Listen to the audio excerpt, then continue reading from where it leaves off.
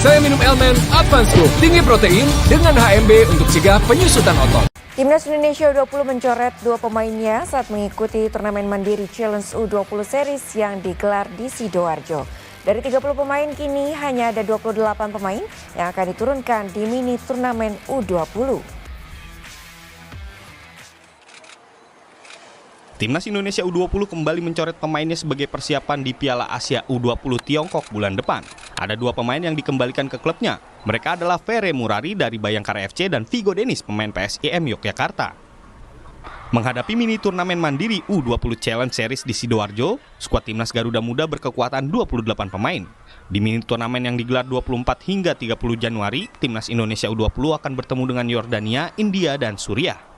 Pelatih Timnas Indonesia Indra Syafri menjelaskan, usai turnamen anak asuhnya akan kembali menggelar pemusatan latihan di Jakarta. Nantinya dari 28 pemain akan diseleksi lagi menjadi 23 pemain yang dibawa ke Piala Asia U20 Tiongkok Februari nanti.